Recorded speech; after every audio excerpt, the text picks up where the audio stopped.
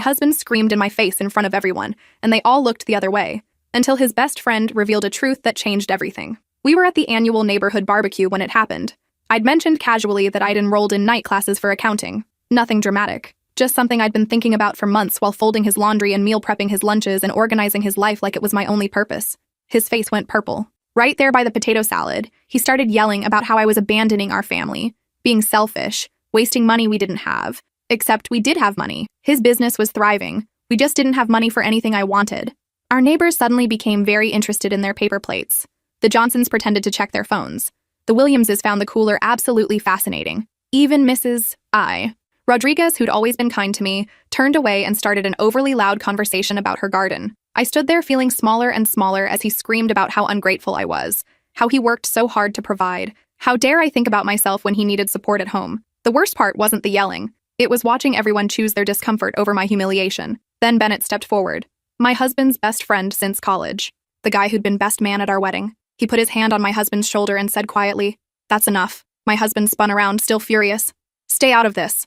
"I can't," Bennett said. His voice was steady, but there was something in his eyes I'd never seen before. "Not anymore." The entire backyard went silent. "You want to know why your wife is taking accounting classes?" Bennett continued. "Because 6 months ago, she asked me to look at your business books. She was worried about some charges on your credit card statement." My stomach dropped. I had asked him that, sworn him to secrecy. He was an accountant. I'd been seeing charges to hotels, restaurants I'd never been to, jewelry I'd never received. "What I found," Bennett said, still looking at my husband, "was that you've been embezzling from your own company to fund an apartment downtown, the one you're keeping for your assistant, Vanessa." The potato salad might as well have exploded. My husband's face went from purple to white in seconds. "You've stolen $89,000 from your business," Bennett continued.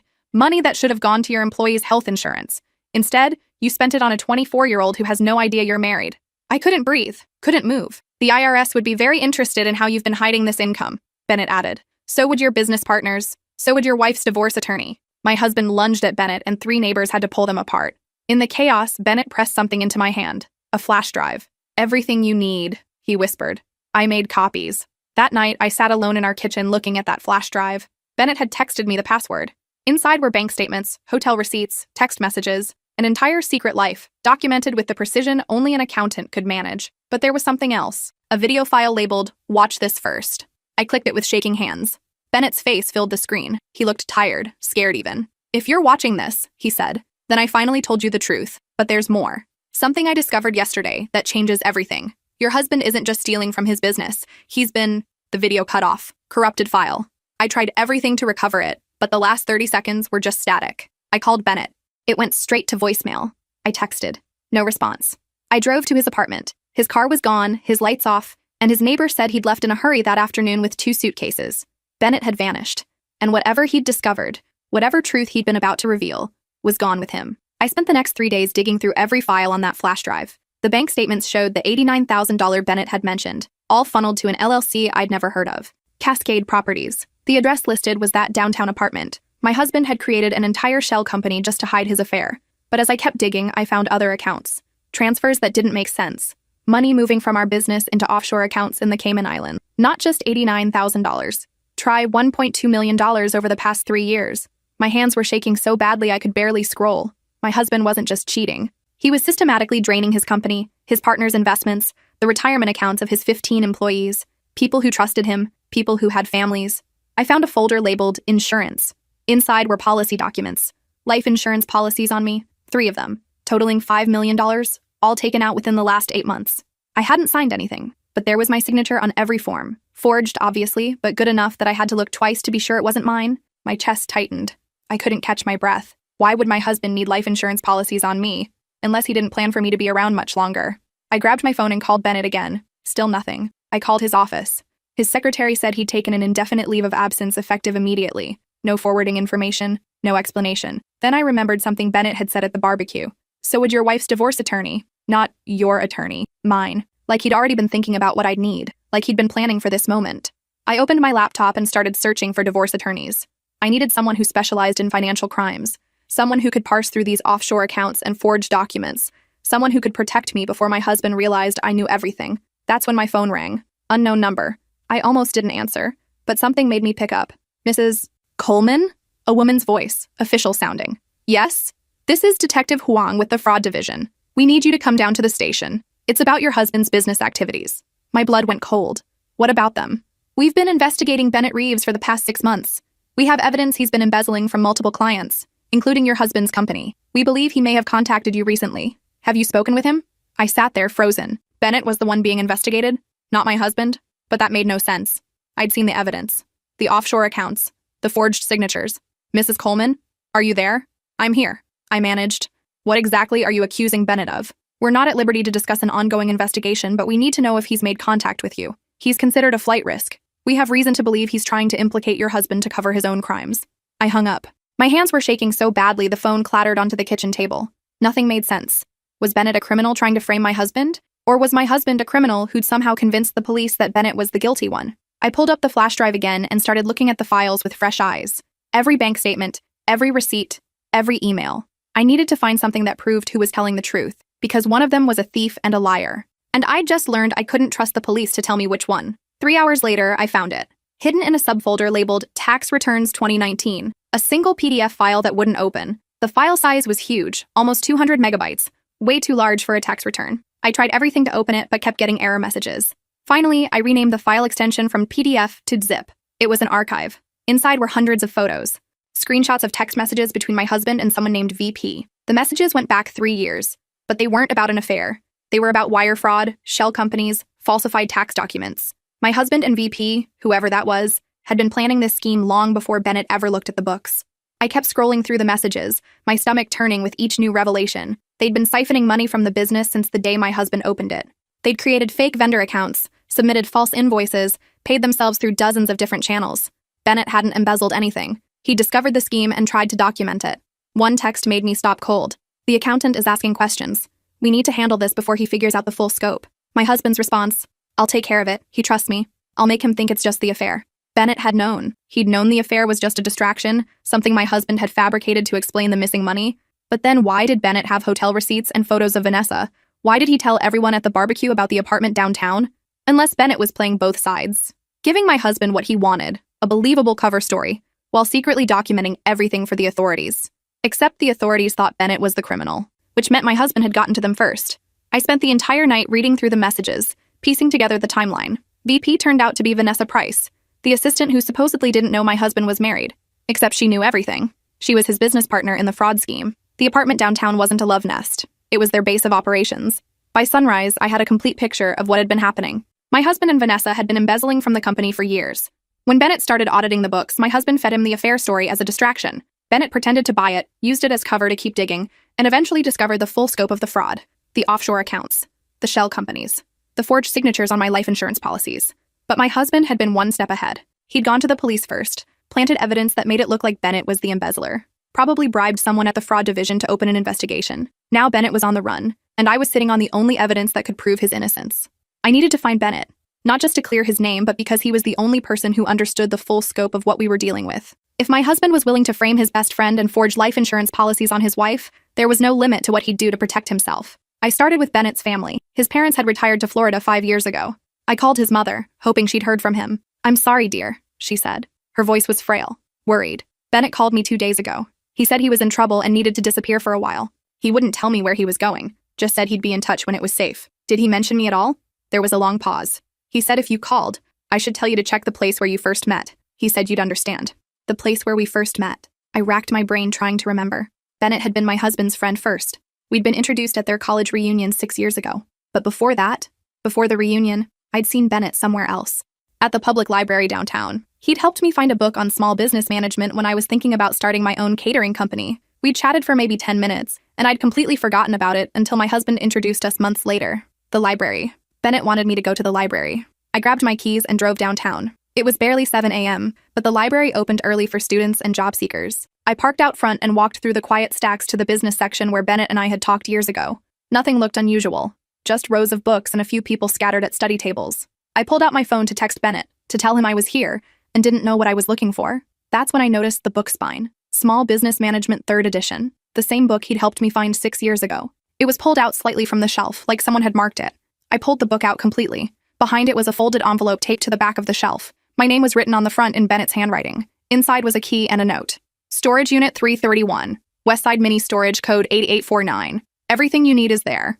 Don't trust the police, don't trust your husband, don't trust anyone. When you're ready, call this number. A phone number was written at the bottom. Destroy this note after you memorize it. I memorized the number and the storage unit information, then shredded the note in the library bathroom. My mind was racing. Bennett had planned this, prepared a way for me to find the evidence even if he couldn't be there to give it to me. The storage facility was on the outskirts of town, one of those cheap places where people kept old furniture and Christmas decorations. I found Unit 331 in the back corner. The code worked, and inside was a single metal filing cabinet. Inside the cabinet were 3 years of meticulously organized documents: bank statements, wire transfer records, emails, recorded phone conversations. Bennett had been documenting my husband's fraud for years, long before I'd asked him to look at the books. He'd been building a case, probably planning to go to the authorities himself. But my husband had outmaneuvered him. At the bottom of the cabinet was another envelope. This one contained a letter, several pages long, written in Bennett's careful handwriting. If you're reading this, then I've either been arrested or I'm on the run. Either way, I'm sorry I couldn't tell you sooner. I've known about your husband's fraud for nearly 3 years. I discovered it accidentally while doing my own taxes. He'd listed me as a business expense, claimed he'd paid me consulting fees that I'd never received. When I asked him about it, he laughed it off as a clerical error.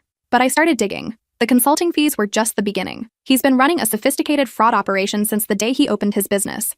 Vanessa Price isn't his girlfriend. She's his partner. They've stolen over $3 million from investors, employees, and tax revenue. They've been planning to take the money and disappear to a country with no extradition treaty, but they couldn't leave loose ends. That's where you come in. The life insurance policies aren't for financial security. They're murder-for-hire insurance. I found messages between your husband and someone he refers to as the mechanic. They've been discussing how to make your death look like an accident. Carbon monoxide poisoning, faulty brake lines, a tragic fall. I couldn't go to the police because your husband has been paying off Detective Huang for years. Huang gets a cut of the stolen money in exchange for looking the other way. When I realized Huang was dirty, I knew I had to document everything myself and find a way to get it to the right authorities. The problem is, I don't know who the right authorities are anymore. That's why I told you about the affair at the barbecue. I needed you to start asking questions. I needed you to realize you were in danger. The flash drive I gave you has enough evidence to expose the fraud, but this storage unit has everything you'd need to prove Huang's involvement too. I've also included contact information for an FBI agent named Cordova. She's been investigating financial crimes in this area, and I believe she's clean. But I couldn't approach her without putting you at risk. Now that you know everything, you have a choice. You can take this evidence to Agent Cordova and hope she protects you while she builds a case. Or you can do what I'm doing and disappear. If you disappear, I've left cash and fake IDs at the bottom of this cabinet. Enough to start over somewhere your husband will never find you. Whatever you choose, please be careful. Your husband is capable of much worse than infidelity or embezzlement. He's capable of murder. And he's already decided you're his next victim. I'm sorry I couldn't save you from this. I'm sorry I let you marry him in the first place. If I'd spoken up 6 years ago, told you what I knew about him even then, maybe none of this would have happened. Please forgive me. And please, please stay alive. Bennett. I read the letter 3 times, each time feeling like the ground was shifting beneath me. Bennett had known for 6 years. Since before I got married, he'd watched me walk down the aisle to a man he knew was dangerous. He'd stood beside my husband at our wedding, smiling in the photos, knowing what kind of person he really was. The anger hit me first. How dare he stay silent? How dare he let me build a life with a monster? But then I thought about the filing cabinet full of evidence, the careful way Bennett had documented everything, the risks he'd taken to protect me even now. He'd been trying to stop my husband all along. He'd just been outmatched. At the bottom of the cabinet, exactly as Bennett had promised, was a shoebox. Inside were bundles of cash, maybe $50,000 total, and 2 driver's licenses with my photo, but different names. One was from Colorado, the other from Oregon. There was also a birth certificate, social security card, and even a credit card under one of the fake names. Bennett had given me an escape route, a way to vanish completely. I sat there in that storage unit for 2 hours, weighing my options. I could run, take the money, the fake IDs, and disappear to some small town where my husband would never find me. I could start over, build a new life, and leave all of this behind. But then I thought about the 15 employees my husband had stolen from. People with families, mortgages, kids in college. They'd lost their retirement savings while my husband lived in luxury. I thought about Bennett, on the run, and accused of crimes he didn't commit. I thought about the next woman my husband would marry, the next victim he'd manipulate and eventually decide to kill. I couldn't run. Not when I was holding the evidence that could stop him. I pulled out my phone and dialed the number Bennett had given me. It rang 4 times before a woman answered. Agent Cordova. My name is Mrs. Coleman. Bennett Reeves told me to call you. There was a pause. Where is Bennett now? I don't know, but I have evidence. Evidence of fraud, embezzlement, and a murder plot. My husband has been paying off Detective Huang in the local fraud division. I need to know if I can trust you before I tell you anything else. Another pause. Longer this time. Meet me at the Federal Building downtown in 1 hour. Come alone. Bring whatever evidence you have. And Mrs. Coleman, if what you're telling me is true, You're in immediate danger. Do not go home. Do not contact your husband. Do not tell anyone where you are. I hung up and started loading files from the cabinet into my car. It took 3 trips to transfer everything. The documents, the cash, the fake IDs. I wasn't sure yet if I'd need them, but I wasn't leaving them behind. The drive to the federal building felt like it took forever. I kept checking my rearview mirror, expecting to see my husband's car following me, but the streets were clear. It was still early, barely 9 a.m., and traffic was light. Agent Cordova met me in a secure conference room on the 5th floor. She was younger than I expected, maybe 35, with sharp eyes that took in everything about me in the first 5 seconds. "Show me what you have," she said. I started with the flash drive, letting her see the offshore accounts and forged signatures. Then I pulled out Bennett's letter and the documents from the storage unit. She read through everything in silence, her expression growing darker with each page. "How long have you known about this?" she asked finally. 3 days. My husband's best friend exposed the affair at a neighborhood barbecue. He gave me the flash drive that night. I found the storage unit this morning. And you haven't contacted your husband since the barbecue? He came home that night after the police released him. I pretended everything was fine. I told him I needed time to think, that I was staying with my sister. He doesn't know I have any of this evidence. Cordova leaned back in her chair. Your husband is a sophisticated criminal, Mrs. Coleman. The fraud scheme Bennett documented is one of the largest I've seen in a decade. The offshore accounts, the shell companies, the fake vendor invoices. It's textbook money laundering with some creative additions. What about Detective Huang? Bennett said he's been taking bribes. Huang has been on our radar for 6 months. We've suspected he's dirty but haven't been able to prove it. This evidence might be exactly what we need, but I have to warn you, if we move forward with an investigation, your life is going to get very complicated. Your husband will know you turned on him. He'll fight back. And if Bennett is right about the murder plot, he'll escalate. I thought about the life insurance policies, the messages about the mechanic, my husband planning my death like it was just another business transaction. I don't care how complicated it gets, I said. I want him stopped. Cordova nodded. Okay, here's what's going to happen. I'm opening a formal investigation as of right now. We'll need you to go into protective custody while we build the case. That means no contact with your husband, your friends, or your family. You'll be placed in a safe house with federal marshals. It could take weeks or even months before we're ready to make arrests. What about Bennett? He's still wanted by Huang's division. I'll handle that. If Bennett reaches out to you, tell him to contact me directly. I can offer him immunity in exchange for his testimony. But he needs to come in voluntarily. As long as he's running, he's vulnerable. I gave Cordova the phone number Bennett had left me, though I doubted he'd answer if I called. He was too smart to risk using the same number twice. One more thing, Cordova said. I need you to go home. Act normal for the next 48 hours. We need time to coordinate with other federal agencies, get warrants in place, secure the offshore accounts before your husband realizes we're coming. Can you do that? Go home. Act normal. Pretend I didn't know my husband was planning to murder me. I can do that, I said. My voice sounded steadier than I felt. Good. I'm assigning an agent to watch your house. You won't see him, but he'll be there. If anything happens, if your husband does anything that makes you feel unsafe, you text this number immediately. She handed me a card with a phone number written on it. Someone will be there in under 3 minutes. I drove home in a daze. The house looked exactly the same as when I'd left. My husband's car was gone, probably at the office. I walked through the rooms trying to see them the way I had 3 days ago, before the barbecue, before Bennett's revelation. Everything looked normal. The family photos on the mantle, the kitchen where I'd made breakfast 1,000 times, the bedroom where I'd slept beside a man who was planning to kill me. I couldn't stay here. Not for 48 hours, not even for 48 minutes. But I had to, for the investigation, for the evidence, for the chance to make sure my husband faced justice. I spent the day cleaning, doing laundry, anything to keep my hands busy and my mind from spiraling. My husband came home at 6 p.m., same as always. He kissed me on the cheek like nothing had happened. How was your day? He asked. Fine, quiet. I went to the library. He didn't react to the word library, didn't show any sign that he knew what I'd found there. He just nodded and grabbed a beer from the fridge. I've been thinking about what you said at the barbecue, he said. About the accounting classes. My stomach clenched. Oh? Maybe it's a good idea. You should have your own interests. I overreacted. He was so calm, so reasonable, like he hadn't screamed at me in front of 30 people, like he wasn't planning to murder me for insurance money. Thank you, I managed. That means a lot. We ate dinner together, watched TV. He even laughed at something in the show we were watching. I kept my hand on my phone in my pocket, ready to text Cordova's number if anything felt wrong. But my husband just acted normal, almost too normal, like he was performing the role of loving husband for an invisible audience. At 10 p.m., he kissed me goodnight and went upstairs. I waited until I heard him snoring, then slipped outside to check the neighborhood. True to Cordova's word, there was an unmarked sedan parked 3 houses down. I couldn't see the agent inside, but knowing he was there made me feel slightly less terrified. I barely slept that night. Every sound made me jump. Every creak of the house settling felt like someone creeping through the halls. I kept my phone clutched in my hand, ready to text for help. Morning came slowly. My husband left for work at 7 a.m., same as always. I watched from the window as his car disappeared down the street. Then I called Cordova. I can't do another night, I told her. I can't stay in this house with him. I understand, she said. We're moving faster than anticipated. Can you come to the federal building today at 2 p.m.? We'll be ready to move you into protective custody then. 6 more hours. I could survive 6 more hours. I spent the morning packing a bag, clothes, toiletries, my laptop. I didn't know how long I'd be in the safe house or what I'd need. I also grabbed the shoebox from the storage unit, the one with the cash and fake IDs, just in case. At 1:30 p.m., I was backing out of my driveway when my phone rang. Unknown number. Mrs. Coleman? A man's voice. Unfamiliar. Yes? This is Special Agent Torres. I'm calling on behalf of Agent Cordova. There's been a development in your case. We need you to meet us at a different location. I'm texting you the address now. Something felt wrong. Why not the federal building? Your husband showed up there an hour ago demanding to speak with Cordova. We believe he suspects you're cooperating with us. For your safety, we need to move you immediately. The address came through on my phone. An industrial park on the east side of town. Abandoned warehouses and empty lots. That doesn't look like a government building, I said. It's a temporary staging area. We're coordinating with local marshals. Please, Mrs. Coleman, we don't have time to argue. Your husband is dangerous and he's looking for you. I hung up and immediately called Cordova's direct line. It went to voicemail. I tried 3 more times. Nothing. Something was very wrong. I pulled out the card Cordova had given me, the one with the emergency text number.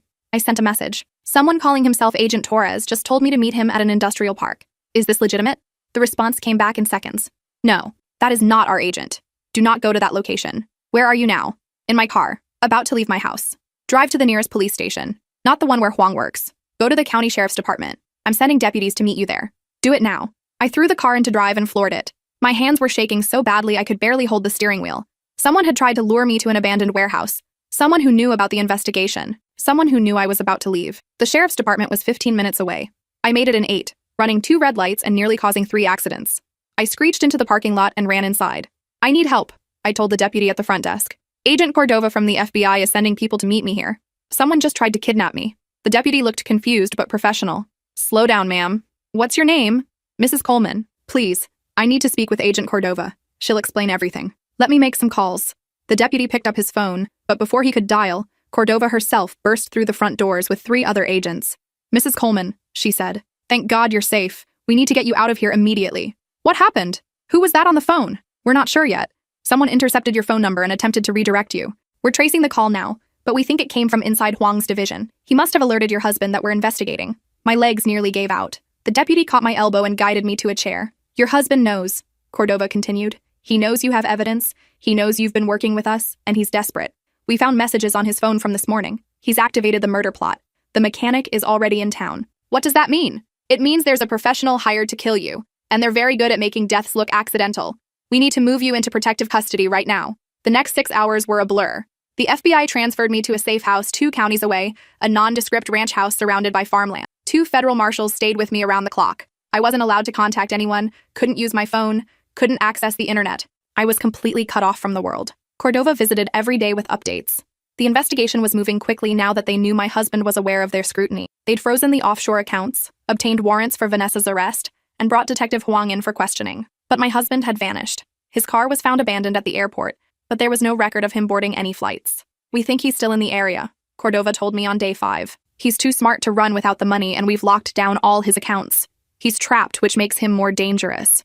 What about Bennett? Have you found him? She shook her head. Bennett contacted me 2 days ago. He's willing to testify, but he won't come in until your husband is in custody. He's worried about his safety, and honestly, I don't blame him. On day 8, everything changed. One of the marshals woke me up at 3 a.m. We need to move you. Now. What happened? Someone breached the perimeter. We don't know how they found this location, but we can't stay here. I grabbed my bag and followed the marshals to an armored SUV. We drove through the night, constantly changing routes, checking for tails. By sunrise, we were at a different safe house. This one in a suburban neighborhood that looked like every other suburban neighborhood in America. How did they find me? I asked Cordova when she arrived later that morning. We're not sure, but we think your husband has help from inside law enforcement.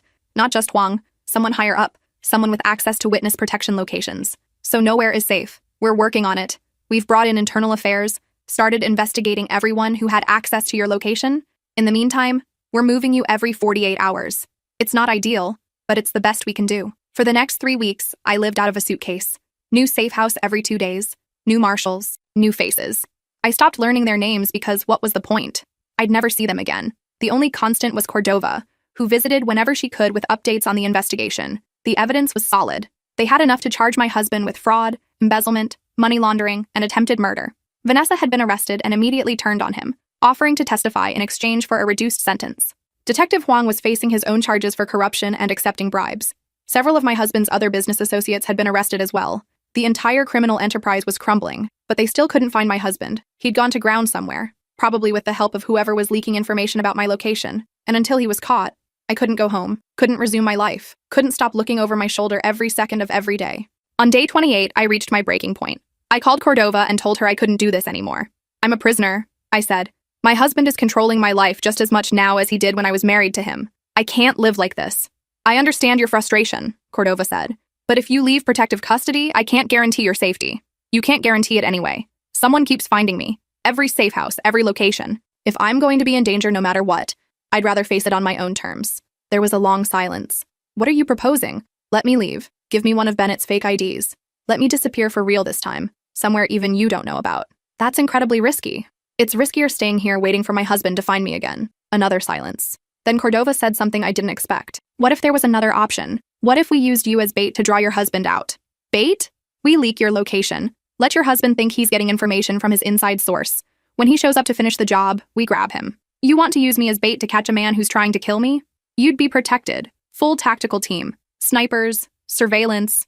We wouldn't let him get anywhere near you. But he'd think he could. He'd think he was about to murder me. Yes. I thought about it for maybe 5 seconds.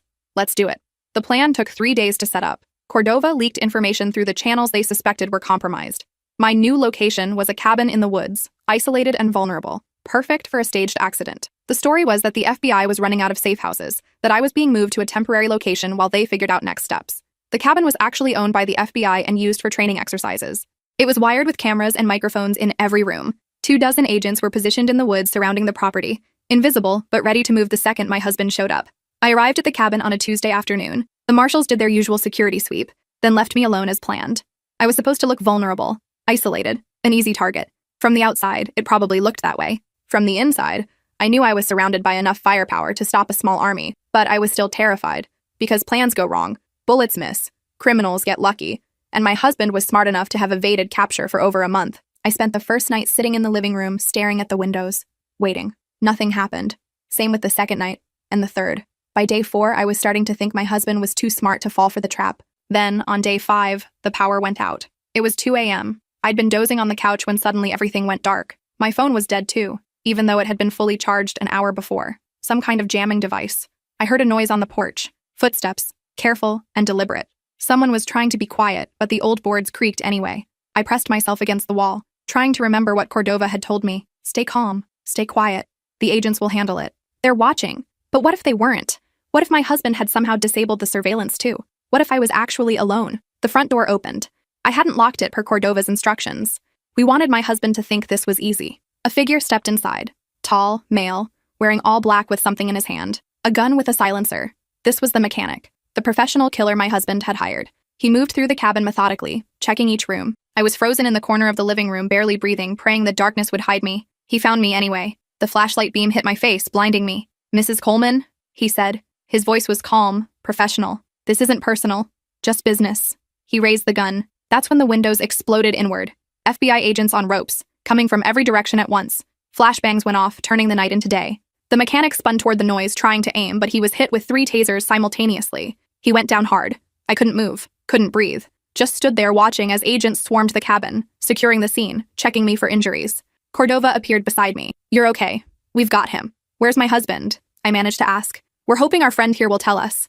She gestured to the mechanic, who was now handcuffed and being read his rights. Professional killers usually cooperate once they realize they're facing life in prison. She was right. The mechanic started talking within an hour. My husband had paid him $100,000 to stage my death as a carbon monoxide accident. The mechanic had disabled the cabin's power and phone signal using portable jamming equipment. He'd planned to rig the generator to leak carbon monoxide into the cabin while I slept, making it look like a tragic accident. But more importantly, he told them where my husband was hiding. A hunting cabin in the mountains, 2 hours north, owned by one of my husband's college friends. The FBI raided it at dawn. They found my husband with 6 false passports, $200,000 in cash, and detailed plans to flee to Brazil. He didn't go quietly, shot at the agents, wounded one before they returned fire. He survived, but barely. I wasn't there for the raid. Cordova thought it was better for me to stay out of it.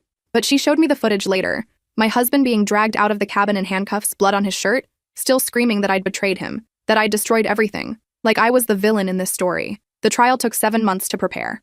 My husband faced 42 counts of fraud, embezzlement, money laundering, attempted murder, and conspiracy to commit murder. Vanessa testified against him. The mechanic testified. Detective Huang, who'd taken a plea deal, testified about the bribes and the cover-up. And Bennett finally came out of hiding to testify about discovering the fraud and my husband's attempts to frame him. I testified too, told the jury about the life insurance policies, the forged signatures, the years of manipulation and control. I told them about the barbecue, about Bennett's revelation, about finding the evidence that proved my husband had been planning to kill me. My husband's lawyer tried to paint me as a scorned wife seeking revenge, tried to suggest I'd fabricated evidence with Bennett's help, that we'd conspired together to frame an innocent man. But the evidence was overwhelming. The offshore accounts, the shell companies, the messages to the mechanic. The jury deliberated for 4 hours and found him guilty on all counts. Sentencing was scheduled for 3 weeks later. The judge gave him 35 years in federal prison, no possibility of parole for 20 years.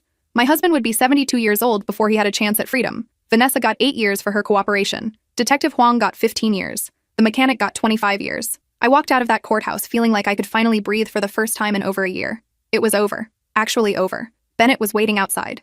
We hadn't spoken much during the trial, too worried about appearing too close and feeding into my husband's conspiracy theory. But now, with everything finished, we could finally talk. Thank you, I said, for everything, for trying to protect me, for documenting the evidence, for risking your career and your life. I should have told you sooner, he replied. 6 years ago, when I first discovered what he was doing, I could have saved you from all of this. Why didn't you? He looked away. Because I was a coward. Because I convinced myself I needed more evidence, more proof. And because... He trailed off. Because what? Because I was in love with you. From the moment I met you in that library. And I knew if I exposed your husband before you married him, you'd never trust me. You'd think I was just trying to sabotage your relationship out of jealousy. I stared at him. You've been in love with me for 6 years? Longer than that. Since that day in the library when you were trying to start a catering business. You were so passionate about it, so determined. I gave you my business card that day, told you to call me if you needed help with the financial planning. You never called. And then months later, my best friend introduced me to his new girlfriend, and it was you. The woman I'd been thinking about for months. But you were with him, and you seemed happy, so I kept my mouth shut. I didn't know what to say. All this time, Bennett had been carrying this secret along with all the others. I'm not telling you this because I expect anything, he continued quickly. I just needed you to know the truth, all of it. You deserve to know why I made the choices I made. We stood there in silence for a long moment. Around us, people streamed out of the courthouse. Reporters shouted questions. Cameras flashed, but I barely noticed any of it. I need time, I said finally. To process everything that's happened, to figure out who I am outside of being his wife or his victim. I need to find myself again. Bennett nodded. I understand. Take all the time you need. But when I'm ready, I hesitated. Maybe we could start over. From the beginning, like we just met. He smiled for the first time in months. I'd like that. I moved into a small apartment across town, used some of the money I'd received from selling the house and liquidating my husband's assets. The judge had awarded me a significant portion as restitution for the emotional and financial harm I'd endured. For the first time in my adult life, I was completely independent. No husband to defer to, no one controlling my choices or my future, just me. I enrolled in those accounting classes I'd mentioned at the barbecue, not because I needed a career, but because I wanted to understand how my husband had hidden his crimes so effectively. I wanted to make sure I could spot the red flags if I ever encountered them again. I also started volunteering at a women's shelter, helping other women escape abusive relationships. My story had made national news during the trial. Dozens of women reached out to me, sharing their own experiences with controlling partners, financial abuse, and worse. I realized I had a platform now, a voice that could help others recognize the warning signs I'd missed. Bennett and I kept our distance for 8 months. We'd text occasionally, brief messages about how our days were going or what we were reading. Nothing serious, just friendly check-ins. Then one day, he asked if I wanted to meet for coffee. Not a date, just coffee. 2 old friends catching up. I said yes. We met at a cafe downtown, neutral territory. It was awkward at first. We'd been through so much together, but we'd never really been together. Not in the way that mattered. How are you? He asked. I'm okay. Better than I was. Therapy helps. I'm glad. He stirred his coffee nervously. I've been in therapy too, working through the guilt of not speaking up sooner. My therapist says I need to forgive myself, but it's hard. You saved my life, I reminded him. If you hadn't documented everything, if you hadn't given me that flash drive, I'd probably be dead. But I could have prevented it all, could have stopped him years ago.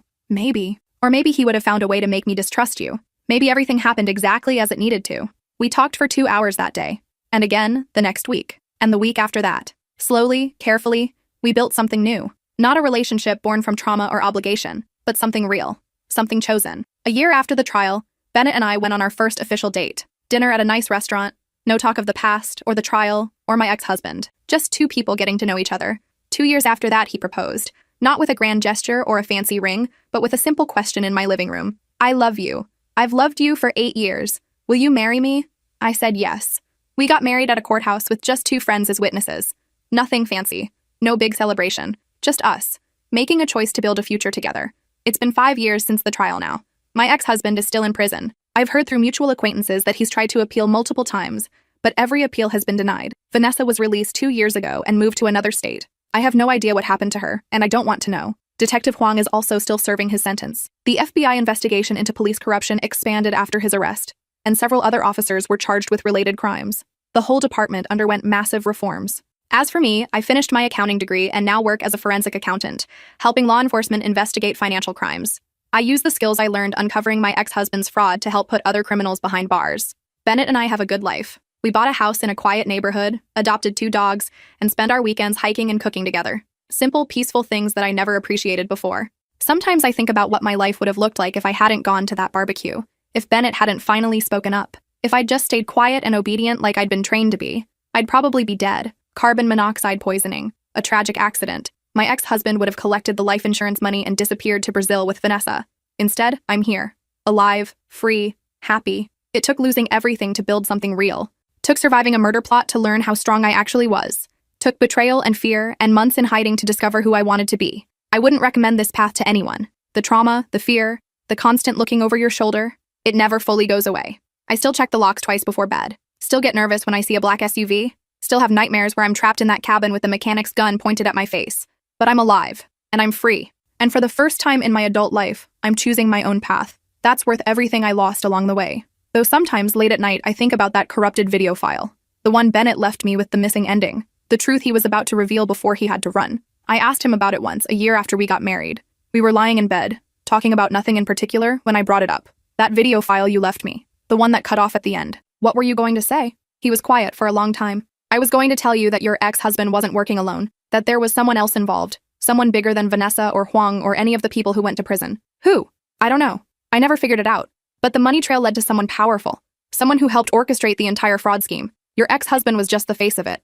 The real mastermind is still out there. My blood went cold. Does Agent Cordova know? I told her. She's been investigating it for years.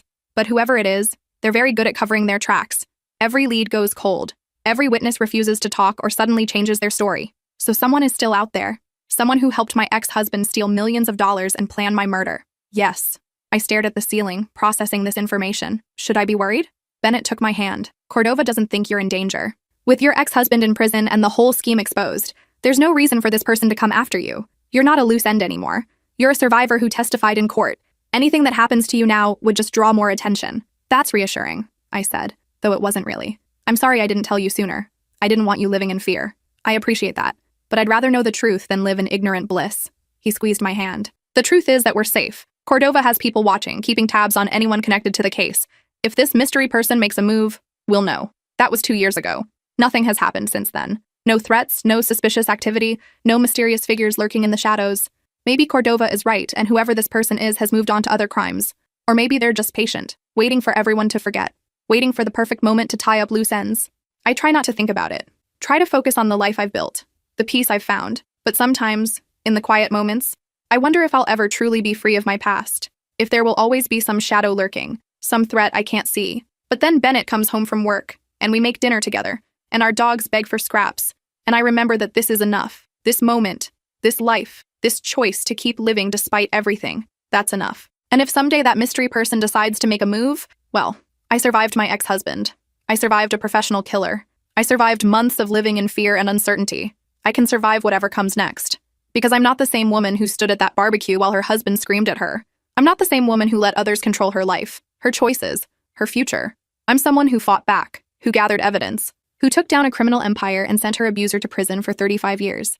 I'm someone who survived. And survival, I've learned, is its own kind of victory. The end.